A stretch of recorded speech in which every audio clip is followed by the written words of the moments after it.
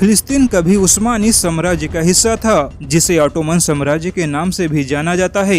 और अपने ऑटोमन साम्राज्य पर तुर्की आज भी बहुत गर्व करता है। और यह भी एक बड़ी वजह है कि तुर्की फिलिस्तीन के समर्थन में इजराइल को सबक सिखाने की धमकियां दे रहा है। वहीं तुर्की मुस्लिम देशों का खलीफा बनने के चक्कर में भी इजराइल को अपना बड़ा दुश्मन बना रहा है। लेकिन तुर्की चाह कर भी कुछ भी नहीं कर पा रहा, क्योंकि इजराइल की ताकत को तुर्की बहुत अच्छे से जानता है। वहीं तुर्की को यह भी पता है कि अगर उसने फिलिस्तीन के समर्थन में इजराइल के खिलाफ कोई भी कदम उठाया तो इजराइल अपने लंबी दूरी के मिसाइलों का इस्तेमाल करके तुर्की में भी तबाही मचा सकता है। क्योंकि इजराइल एक ऐसा देश है जो पहले एक्शन लेता है, उसके बाद दुनिया की राजनीति को संभालता है। ऐसे में तुर्की कभी रूस के पास तो कभी अमेरिका से इजराइल पे लगाम लगाने की गुहार लगा रहा है। हालांकि अमेरिका तो पहले से ही इजराइल के समर्थन में खड़ा है। वहीं रूस भी केवल बयान देकर इजराइल और फिलिस्तीन के मुद्दे से दूरी बना चुका है। लेकिन अमेरिका ने खुले मंच पर एक ऐसी बात कह दी है जो तुर्की और फिलिस्तीन जैसे अरब देशों के मुंह पर अमेरिका का बहुत बड़ा तमाचा माना जा रहा है।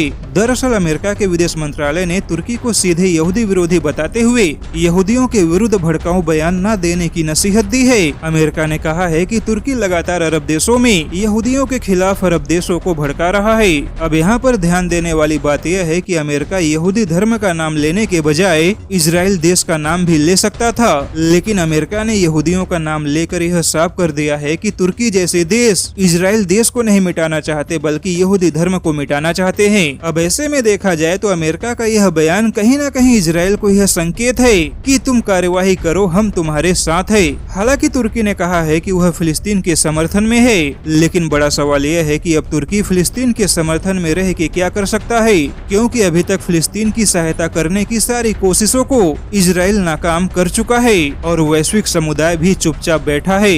और अगर वैश्विक समुदाय एक महीने ऐसे ही बैठा रहा तो फिलिस्तीन का बचा खुचा इलाका भी इजराइल के कब्जे में होगा और तुर्की इजराइल को केवल 2 कौड़ियों की धमकियां देता रह जाएगा।